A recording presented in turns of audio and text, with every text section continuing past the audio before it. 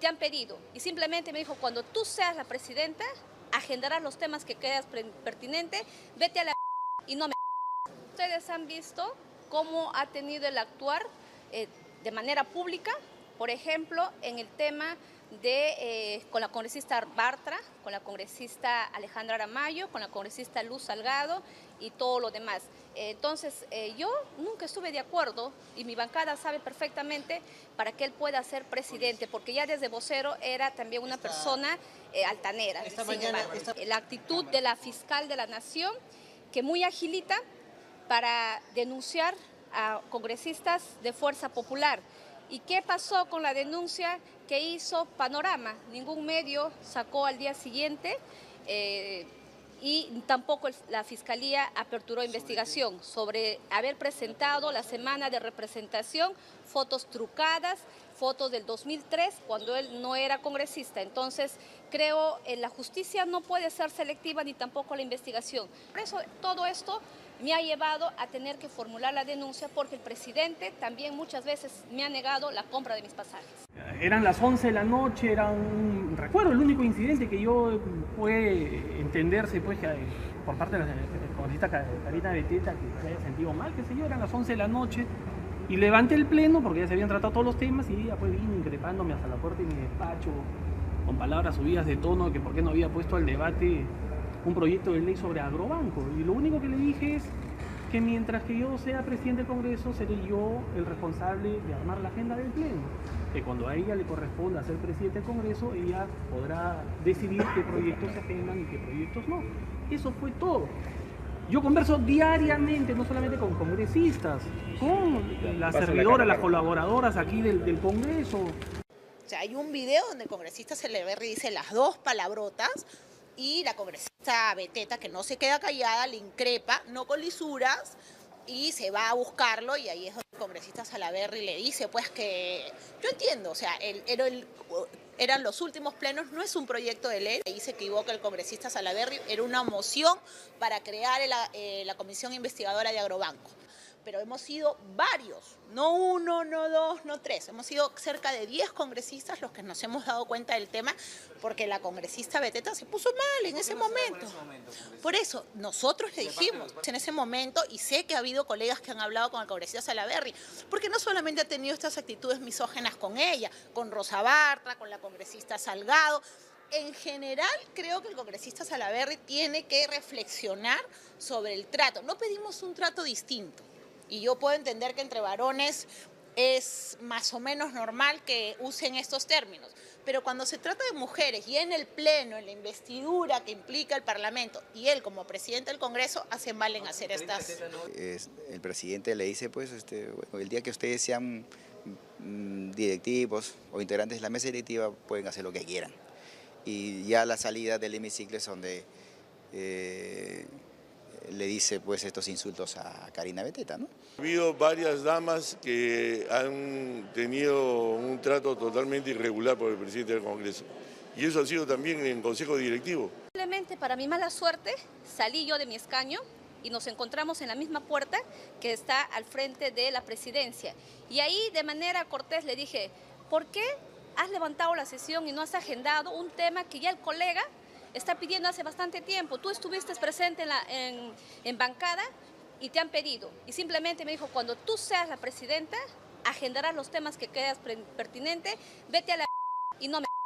Ustedes han visto cómo ha tenido el actuar de manera pública, por ejemplo, en el tema de... ¿Qué tal, amigos de Diario de la República? Arrancamos con este espacio civil.pe y hemos decidido empezar con los testimonios, digamos, un poco lo que está pasando en el Congreso y los parlamentarios que están sufriendo en realidad en medio de la polémica por dos temas. El primero, del que vamos a hablar seguramente ahora durante la entrevista y a lo largo del programa, estos cobros que eran gastos de representación que se asignaba a distintos congresistas y que finalmente los agarró a ellos en plenos viajes al extranjero. De ahí comentaremos a qué me refiero con los agarró ahí, porque en realidad estaba pues todo muy planificado, habían eventos en el extranjero, en varios países. Pero lo segundo, y aquí es la polémica interesante, esta supuesta agresión que denuncia la congresista Karina Beteta y que dice se la propinó Daniel Salaverry, presidente del Congreso, justo después de que se ventilan todos estos cobros, todos estos gastos de representación que habrían sido pues mal usados de alguna manera por distintos parlamentarios de Fuerza Popular, la mayoría dentro de estos 6 parlamentarios.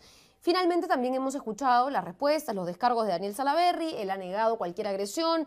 Dicho sea de paso, ayer en la tarde estuvo en varios noticieros, dijo que esto es un tema para tratar de cubrir o cortina de humo de varios escándalos, varios malos manejos, cobros que fueron aprobados finalmente por la mesa directiva anterior de Luis Galarreta, entre otras cosas. Y además ha dicho pues que si hay un video, que si hay pruebas, que se muestren, que él se somete a cualquier investigación que pueda abrirle a la Comisión de Ética, que no hay ningún problema y que él no agredió finalmente a la congresista Beteta. Bueno, palabra contra palabra, habían sido ellos dos miembros de la misma bancada. Lo que dice la congresista Beteta es que además esto ocurrió en octubre del año pasado aproximadamente, momento en el cual Fuerza Popular se encontraba en medio de una crisis.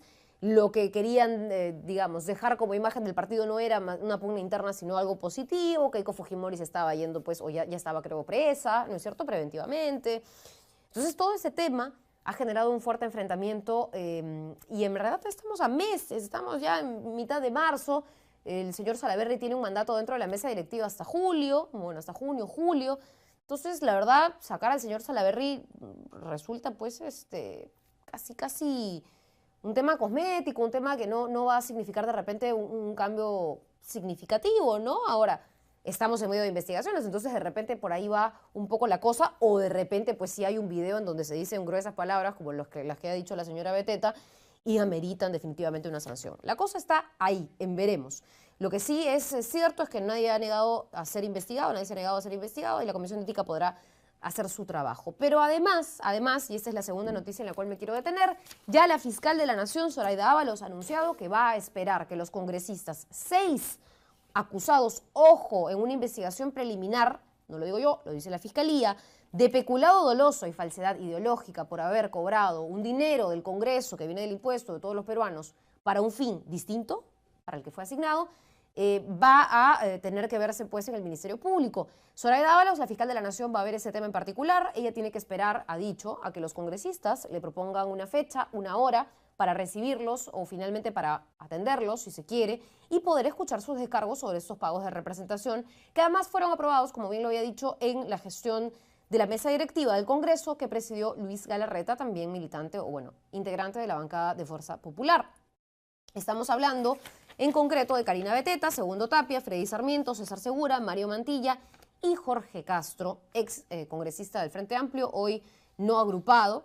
Entre ellos se les tiene que pedir, y ellos tendrán que brindar también a la Fiscalía, información de sus informes de representación, las autorizaciones con las que contaron sus gastos, justificaciones del gasto, e incluso, la fiscal de la Nación ha dicho, se le va a pedir a la Superintendencia de Migraciones el récord migratorio de cada uno de estos congresistas. Para muestra un botón, por ejemplo, Karina Beteta, que cobró 2.800 soles por un viaje, un gasto de representación en Huánuco. Sin embargo, las fechas en las que se le otorgó ese monto y para el que se pidió ese dinero, que fueron abril del 2018, ella estaba en Suiza.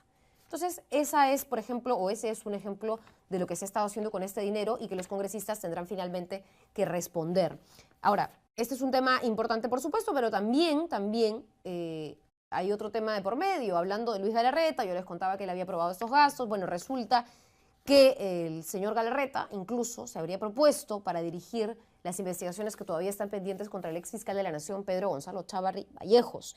Y finalmente esto ha sido ampliamente rechazado. Ustedes recordarán, mucho se ha hablado incluso desde la Fiscalía, desde el propio juez Richard Concepción Caraguancho, que decía que había un vínculo dentro de la organización criminal en el partido Fuerza Popular con quien fue en su momento fiscal de la Nación, Pedro Chávarri. Entonces, que alguien del fujimorismo lo investigue resultaría paradójico, resultaría en realidad extraño y, por qué no decirlo, incluso hasta perjudicial para una investigación que tiene que tener cero tinte político y, en todo caso, la mayor neutralidad posible dentro de lo que puedan hacer pues, los congresistas en un espacio como es el Parlamento, que es claramente politizado. Pero vamos a conversar de esto, de los pendientes del Congreso, de la situación en el Congreso, con el congresista del Frente Amplio, Marco Arana, quien tenemos en estudio. Congresista, muchas gracias por venir.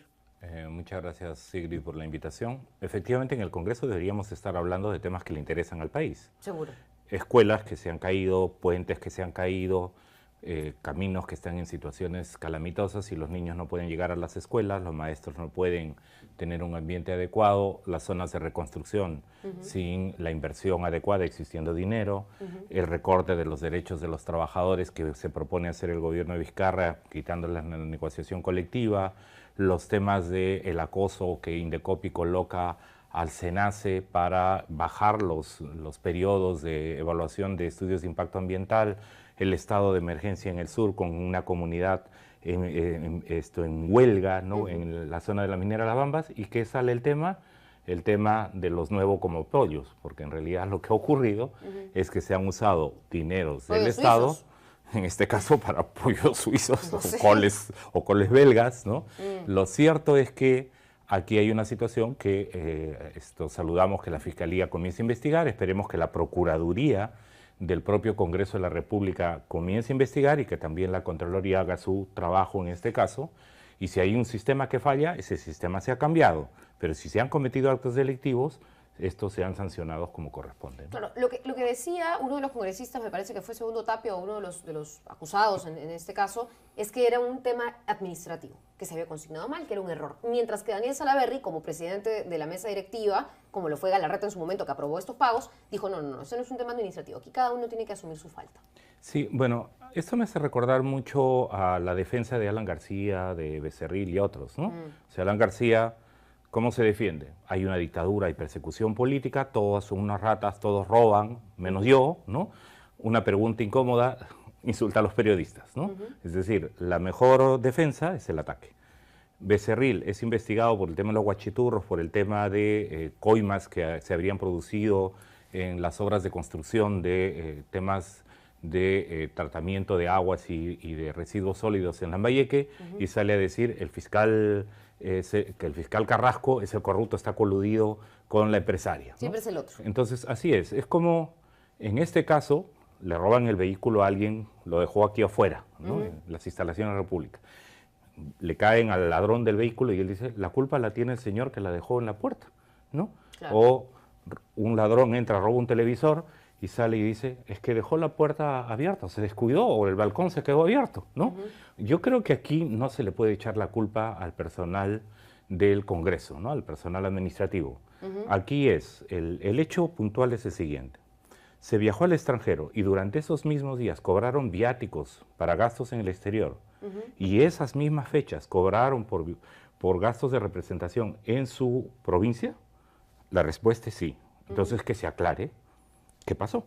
Y ahora, si hay responsabilidad administrativa o penal, hay otro se tema establezcan que las nosotros sanciones. habíamos visto aquí en el diario, ya no por estos gastos de representación de 2.000, 3.000 soles, en fin, sino ya gastos de montos mayores. Yo le quisiera preguntar sobre esto y si es que rinden o no cuentas, porque incluso la Fiscalía va a pedir informes de representación, justificaciones del gasto. Si ustedes están obligados, eso no me queda claro en la normativa, de rendir cuentas por estos gastos de representación, creo que no, pero en algunos casos o en la mayoría de casos se hace, porque hay gastos de 17.000 soles, 18.000 soles de algunos congresistas que se van al extranjero, como el señor Carlos Tuino, a conferencias en Austria, Suiza, España, Italia, etcétera, pero que también eran dinero del Estado y estaban fuera de los gastos de representación, era un dinero aparte. Entonces eso tampoco nos quedaba claro. Mira, yo no he viajado en ninguna ocasión, a pesar que hubo algunas invitaciones fuera del país, ¿no? Entiendo que si el dinero no se gastó, debió ser devuelto. Entonces, por ejemplo, ayer preguntaba a uno de mis colegas, al congresista Rosas, oye, tú que has viajado, creo, a un par de veces o 3 veces al extranjero, ¿cómo haces? Y me dice, mira, cuando nosotros vamos, y en el caso, me comentó un caso del Parlamento Andino, ¿no? Si la organización que nos invita, estamos en el hotel, hay desayuno en el hotel, vamos al Parlamento Andino, hay almuerzo y cena, y estamos, yo, por ejemplo, me dicen ese viaje he devuelto todo, porque no he gastado ni en desayuno, ni en almuerzo, ni en cena. Normalmente las invitaciones lo incluyen, ¿no? Claro. Así es. ¿Cómo habrán hecho otros congresistas? No lo sé. Será un motivo también de la investigación que se tiene que hacer. Porque hay otros elementos, ¿no? Como que creo que son importantes. ¿Con qué criterios se deciden los viajes? Porque uno puede encontrar que hay una diferencia entre un congresista que se la ha pasado viajando por muchos países o un grupo de congresistas y uno dice, ¿en razón de qué? ¿Para qué? Yo no digo que no viajen. El tema es, conocía los temas que eran materia de las reuniones que se hacían, asistió a las reuniones, sirvieron de algo para su trabajo congresal y sirvió para el Congreso. ¿Están obligados? No están obligados a Entiendo darlos. que esos informes no existen, o en todo caso son informes que están Pero es que ocultos, no está la obligación regulada de que se tengan que dar, ¿o sí? Y, ¿O se está incumpliendo alguna entiendo regla que de dar no, un y informe además que obligatorio? no son transparentes, ¿no? O sea, justamente le comentaba al congresista Tapia que una manera de resolverlo sería qué invitaciones hay, quiénes están yendo, en razón de qué, cuántos días, a dónde van, y por otro lado que se nos diga cuáles son el informe de actividades, como pasa con las semanas de representación, ¿no? Y entonces eso se transparentaría, ¿no? Y lo que no debe ocurrir es que los viajes sirvan, digamos, como la oportunidad para hacer turismo político, digamos, ¿no? Sobre la plata de los contribuyentes y del Estado. Entonces, Sí, claro. ¿para qué sirve? ¿No? Entonces, yo creo que esto debe llevar, y ese es un tema que lo vamos a plantear desde el Frente Amplio, a una actuación del órgano de control, que en este caso la Contraloría, debería auditar todo el proceso y establecer un conjunto de recomendaciones para cambiarlo, porque yo nunca me he enterado, por ejemplo, en razón de qué y cómo se otorgan los permisos para viajar. No, nunca lo he sabido. Bueno, ni siquiera discutir de permiso de congresistas de acá. 130 congresistas quizás sea muy engorroso, como sí se hace, por ejemplo, cuando el presidente decide viajar y lo plantea y el Congreso tiene que aprobar, pero sí de repente volver obligatorio los informes o la rendición de cuentas detrás de cada viaje. Sea de representación como sea de alguna conferencia internacional que puede enriquecer, ¿no es cierto?, académicamente a un parlamentario. Sí, y no le vamos y a el cortar propósito, eso, ¿no? Porque si uno va a una reunión, se asume que el propósito de esa reunión es esa. Por eso es que entiendo que la Fiscalía está pidiendo también el movimiento migratorio, porque lo que resulta un poco preocupante es que se hayan ido, haya habido doble cobro, cumplieron con las actividades, y el periplo de los demás países restantes, ¿a cuenta de qué? También Claro. de... O hay días, por ejemplo, que son adicionales a los que la invitación Claro, comprendía, ¿no? El entonces caso de eso la señora Bartra en Rusia, ¿no? En fin, lo otros paga cada congresistas. uno, ¿no? Y les descuentan esos días en el Congreso, o finalmente se sacan los viáticos por todo, solo son 3 días de actividades, se puede justificar un día de viaje o 2 días, depende de la lejanía del lugar, que comprende todo el periplo, ¿no? Pero eso yo creo que tiene que ser investigado, y creo que es sano que se investigue y se establezcan. Si hay mecanismos que están fallando en la administración, se corrijan. Hay un Si hay congresista- actitudes dolosas o delictivas, De acuerdo. deben ser sancionadas. Hay un congresista que fue de su bancada, el señor Castro. ¿Le sorprende a usted o no verlo en esta lista?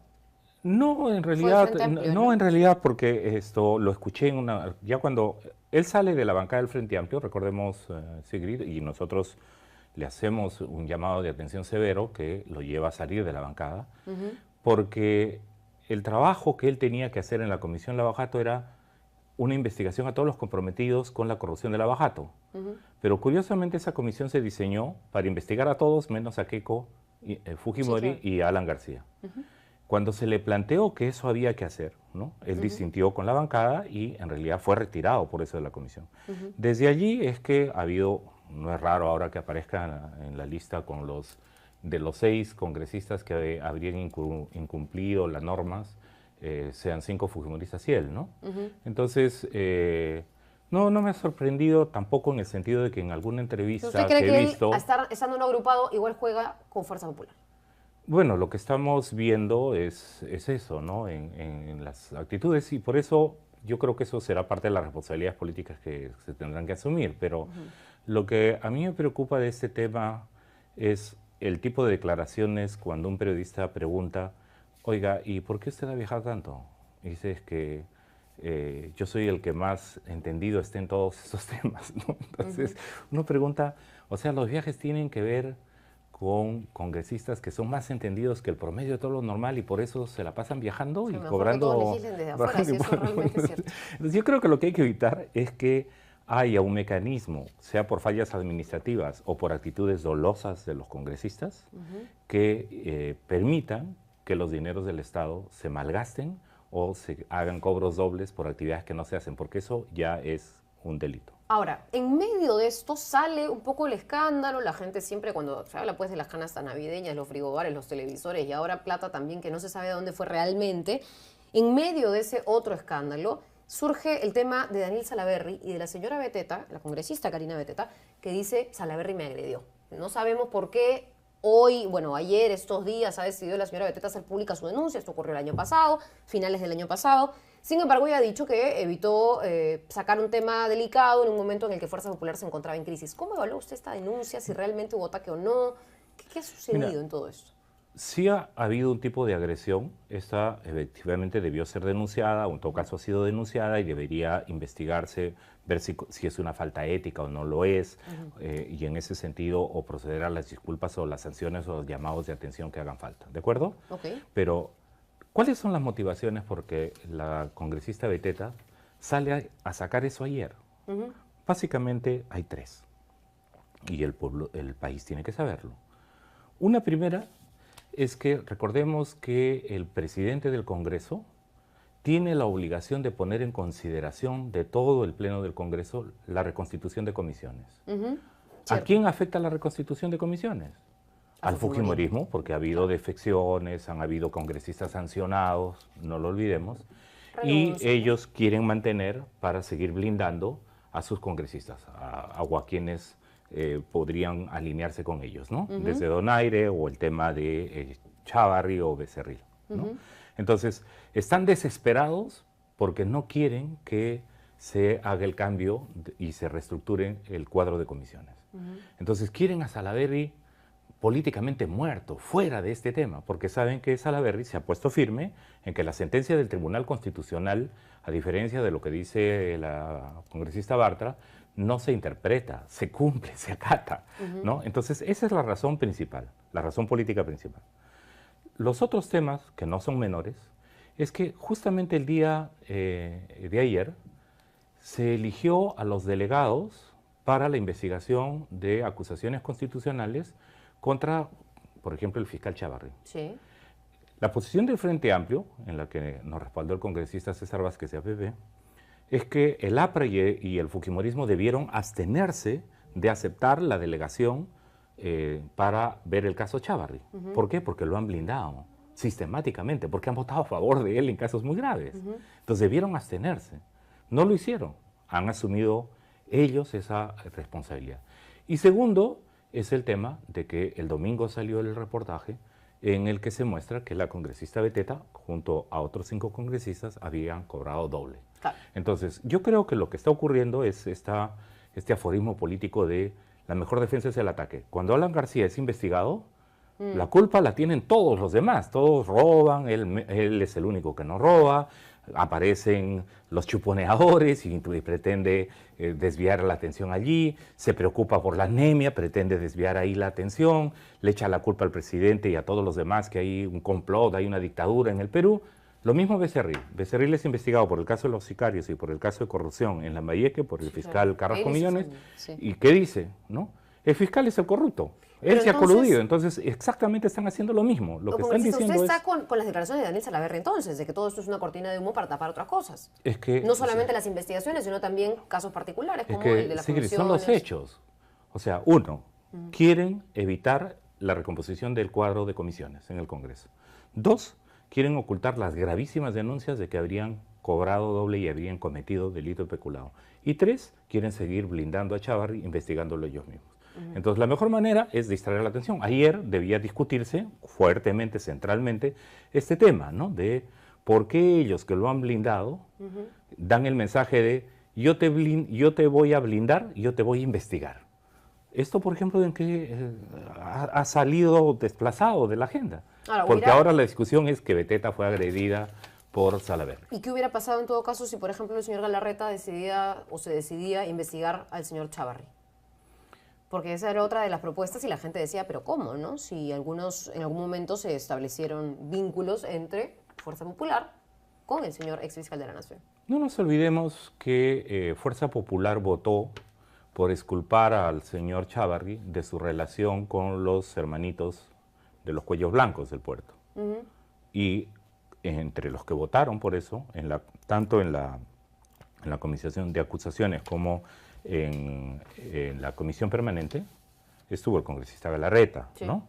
Entonces, digamos, yo presenté una acusación constitucional contra Chávarri. ¿Yo podía investigarlo?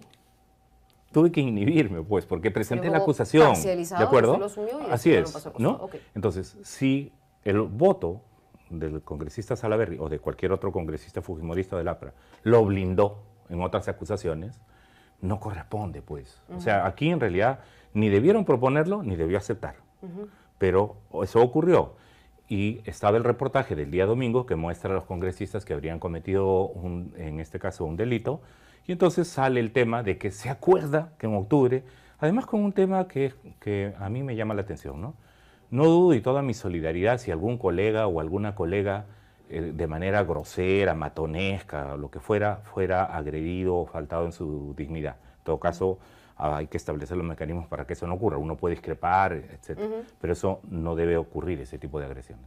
Pero, Sigrid, no nos olvidemos, el congresista Elar Mergal amenazó de muerte al congresista Wilber Rosas cuando se discutía el tema de la ley de juntas de usuarios de riego. La congresista Salgado, cuando se presentó la denuncia, llamó a ambos congresistas y le pidió que pidiera disculpas y ahí quedó el caso, por amenaza de muerte. ¿De acuerdo? Ahora resulta que de un tema de de octubre del año pasado, se recuerda recién ahora quién. Hay algunos congresistas, hombres o mujeres, que son especialmente reconocidos por su afán para insultar, para provocar, ¿no?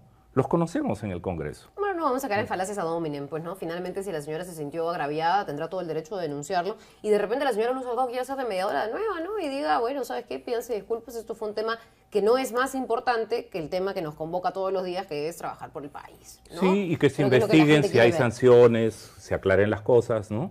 Y si hay, digamos, argumentos del fujimorismo que sienten que han perdido el control sobre Salaverry y lo quieren sacar de juego, que esperen pues que en julio habrá renovación. ¿Va a haber recambio de comisiones antes de julio, hablando de esto? En Hablando de principio plazos. debiera haber, porque lo que ha ocurrido es que en el Congreso han surgido nuevas bancadas y lo que corresponde es que en función de esas nuevas bancadas, que además no es un capricho interno, sino es el cumplimiento y acatamiento de la ley del Tribunal Constitucional, lo que debería ocurrir efectivamente es una recomposición del cuadro de comisiones. Lo que pasa es que el fujimorismo siente que perdería mayoría en varias comisiones. Pero ellos dicen que sí, pero a partir de julio. Claro, pero de por medio lo que ellos quieren es sin duda esto, en este momento adelantar la caída de Salaverry, ¿no? Para efectivamente intentar volver a tomar el control y de otro lado ganar tiempo, o sea, julio. ¿Por qué no ahora? O sea, Ganar tenemos tiempo. casos muy graves, quieren ganar tiempo y quieren en este caso seguir manteniendo el control de las comisiones y esta manera absolutamente cuestionable de ejercer su aún mayoría, ¿no? Congresista, rápidamente, antes de que se nos acabe el tiempo, hoy publicamos en portada esta nota y quisiera arrancarle algunas declaraciones también, o en todo caso que me comente cómo ven desde el Parlamento ese nuevo gabinete que ahora encabeza Salvador del Solar, porque una de las primeras medidas o uno de los primeros anuncios que nos parece también bastante interesante, ¿no? Es esta ley antielusión que según Salvador del Solar va de todas maneras, pero recordemos que también el Congreso tiene meciendo esta iniciativa desde el año 2014. ¿Cómo evalúa usted este tipo de anuncios y sobre todo la nueva conformación de este gabinete que en buena hora, y eso sí saludo yo al menos de manera particular, es bastante paritario, ¿no? No teníamos hace muchos años un gabinete así. Sí, en principio hay que recordar que el que imprime rumbo a la política del país no es el Premier, es el presidente de la República. Desde el Frente Amplio consideramos que el presidente Vizcarra no ha hecho los cambios que debería. O sea, nos preocupa, por ejemplo, la amenaza del recorte de los derechos laborales por la ley de competitividad. Nos preocupa, por ejemplo, que el presidente Vizcarra esté permitiendo que Indecopi conmine al Servicio Nacional de Certificación Ambiental, al SENACE, para rebajar las exigencias ambientales. Están debilitando la institucionalidad ambiental para favorecer grandes empresas, particularmente mineras. Nos preocupa que el presidente Vizcarra tenga una actitud junto a sus ministros indolente, indiferente, ineficiente en materia de reconstrucción. Entonces, que no se estén abordando los temas de educación y de salud. No, pero por eso. Hasta ahora, ¿Quién va a definir la política del gobierno? ¿La va a definir el señor Salvador del Solar? No. No, La pero define los el ministros presidente. ven el día a día, ¿no? Entonces, para nosotros la preocupación Se han es, cambiado varios. van a haber Se han unos cambiado cambios, el primer ministro va a anunciar temas de reforma en educación, en salud, en los temas laborales, en las pensiones de ancianos que están abandonadas. Ayer mismo la Sociedad Nacional de Pesca, a través de la congresista letona, han frenado el tema de las pensiones para los pescadores artesanos, los pescadores, la jubilación de pescadores, que algunos de ellos reciben 30 soles, 80 soles al mes, ¿no? Mientras las pesqueras se engullen grandes cantidades de dinero. Entonces, para nosotros la preocupación es, ¿van a haber anuncios de este tipo? Creemos que difícilmente. Okay, ¿no? No le tiene mucha Entonces, fe, mucha esperanza. No. Ahora, en la materia específica de antielusión, Okay. ¿ya? El día clave es el 29 de marzo. ¿Por qué? Porque el 29 de marzo se ve este plazo para modificar o derogar la norma. La norma está vigente, el decreto legislativo. Pero no tiene reglamento, ¿no? No necesita, además que no necesitaría propiamente un reglamento. ¿Ya? No hace falta el decreto supremo para poder comenzar a... O sea, el decreto legislativo está, ¿ya? Y como tal puede aplicarse. Es evidente, lo que pasa es que la CONFIEP está queriendo que se reglamente, que se interprete, ¿no? Y lo que están queriendo es bajarse varios de los artículos de la ley, de la norma antielusiva. ¿Por qué? Porque lo que está en juego son 7.000 millones de dólares, Sigrid. No es poca Para que la cosa. gente entienda, la idea es que las empresas no sigan evadiendo impuestos. Así es, en que resumen sigan cortito. o que sigan robando legalmente, porque no es evasión tributaria, es elusión tributaria. Entonces, yo saludo que el Premier haya dicho que la norma va. Me preocupa cuando él dice entre líneas que habría que ver con detalles si se revisa. ¿Por qué? Porque la CONFIEP está queriendo revisarlo. Es el tema del reglamento, que creo que yo... No, no sé si quieren ahí se modificar la enfrasca un poco el norma. debate. Quieren modificar la norma. Quieren modificarlo en tres aspectos. Uno, en que se defina qué es elusión. La norma europea, la norma chilena y la de los más de 100 países que la han adoptado, los países de la OECD también, no entra en el tema de la definición. Segundo, quieren ellos, y la CONFIEP ha dicho claramente, que no sea retroactiva, porque en realidad hay cosas que no pagaron y tienen responsabilidad administrativa y penal. Y tercero, quieren quitar la responsabilidad de los directores de las empresas, que la norma dice que ellos son los responsables. Ahora, si las ocurre normas elusión. normalmente no son retroactivas, ¿o me equivoco? No, es que en este caso lo que ha Se plantea ocurrido, que sí. no, lo que ha pasado es que existía ya el plazo para poder adaptar las empresas. Ok. Y lo que quieren hacer es que se desconozca eso. Ok. Entonces, yo espero que el Premier, que ha salido a decir la norma antielusiva va tal cual está, Ok. y no que nos venga a decir el Congreso lo puede modificar. Pero ¿qué ¿ah? opina el A la- Congreso? Porque usted es un congresista de 130. ¿Cómo ve usted el ambiente con respecto a Nosotros esa creemos que es muy importante que la norma permanezca y llamamos a toda la ciudadanía en todo el país a estar atentos a lo que pasa hasta el 29 de marzo. Porque esta norma la pueden colocar hasta filo de la medianoche, ¿no? Seguro, Y lograr, eso porque es. los lobbies empresariales son muy fuertes, la CONFIEP no quiere que se haga, que la norma quede tal cual, lo que quieren es bajarse la norma o quitarle, como decimos, los dientes al decreto legislativo. Entonces, esperamos que en ese sentido el Premier diga, la norma va y queda tal cual está. Esa debería ser la posición. Nos queda esa sospecha o esa duda de que él dice, la norma va, pero habrá que ver. No, señor, la norma tal cual está debe quedar. Y no permitamos que los lobbies en el Congreso, con sorpresa de a medianoche, cuando hay pocos votos, cuando la ciudadanía pueda estar descansando, lo que hagan es permitir que se le siga robando al país y en cantidades inmensas, ¿no? Bien, congresista, en todo caso, ¿alguna esperanza? Bueno, ya me dijo usted que poca o ninguna en el gabinete, pero algunos cambios que les parezcan notables, el caso de la ministra de Educación, ministra de la Mujer. Yo creo que, Colega suya, congresista Gloria Montenegro, vamos no a sé, escuchar no sé si usted- el mensaje. O sea, Gloria Montenegro ha tenido un rol importante en la lucha contra la corrupción y también en la defensa de la agresión, en la defensa de los derechos de las mujeres agredidas y violentadas, ¿no? Y además hay que decirlo claramente, esperamos que haya un gabinete mejor, esperamos que haya un gabinete que en medio de las limitaciones que hay, hagan bien las cosas, porque aquí no se trata simplemente de decir ojalá fallen o no. Yo creo que hay que escucharlos. Evidentemente van a ir al Congreso para pedir el voto de confianza. Nosotros estaremos atentos a qué van a anunciar en materia económica, tributaria, laboral, ambiental, en temas de derechos sociales, en temas de materia educativa, de salud. Si hay un cambio importante y el gobierno despierta y deja de estar en esta suerte de ineficacia y en el limbo, bueno, lo veremos, tal como están las cosas por el continuismo de la política en la que se obstina el presidente de seguir y en las violaciones de derechos que se están incurriendo, el Frente Amplio, así como están las cosas, nosotros no daríamos el voto. Ustedes son de confianza. oposición, entonces. Nosotros somos oposición al gobierno, somos oposición a que el Estado sea utilizado en beneficio de unos pocos en el país. Bien, muchísimas gracias, congresista Arana, por estar aquí. Vamos a seguir escuchando entonces, a ver qué sucede en el Congreso.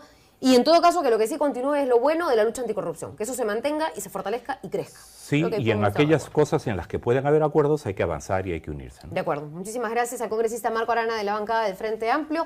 Vamos a cerrar, amigos, con un tema adicional que quisiera tocar y para lo cual le voy a dedicar unos minutos, Y es este tema que nosotros hemos publicado en Diario La República sobre lo que está ocurriendo en Ancón 1. Puede sonar un poco, digamos, nada que ver el tema, pero resulta que hay un pabellón VIP o VIP, como le decimos, para los procesados por el caso Odebrecht.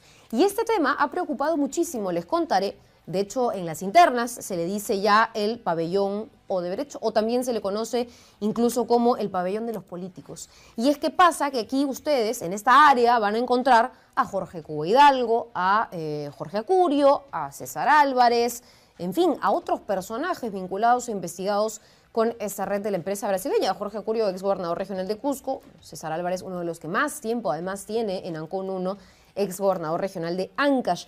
¿Y qué sucede en realidad con todo esto? Y aquí va lo curioso, ¿no? Ustedes recordarán que uno de los investigados por varios otros delitos, en realidad distintos, fue Rodolfo Orellana, y es Rodolfo Orellana.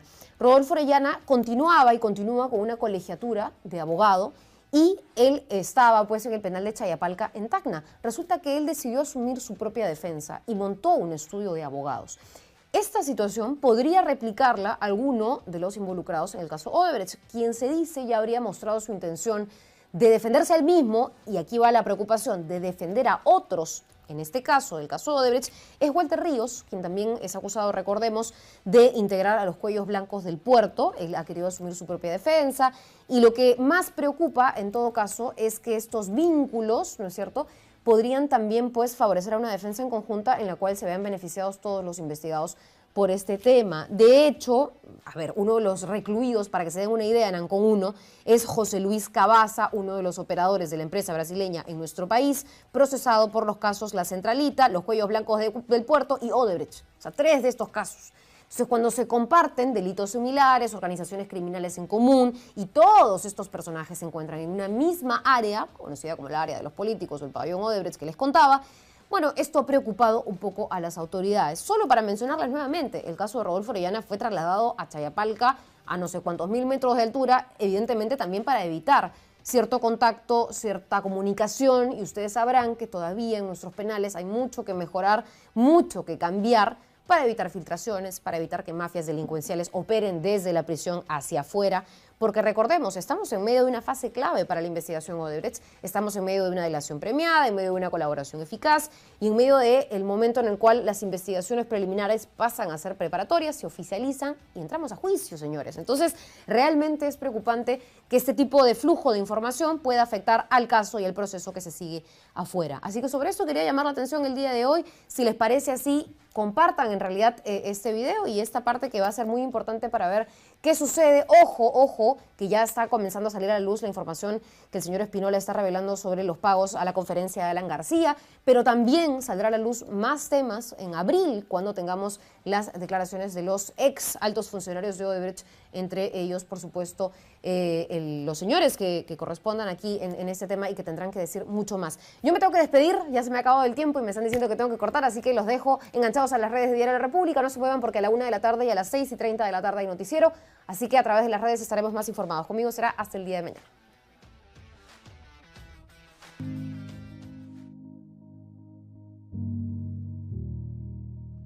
El 10 de enero de este año se aprobó el Plan del Trastorno del Espectro Autista. Los objetivos son fomentar el diagnóstico precoz, la intervención temprana, la salud, la educación integral y sobre todo la inserción laboral y social de las personas con autismo. Ellos no viven en un mundo aparte, somos uno solo.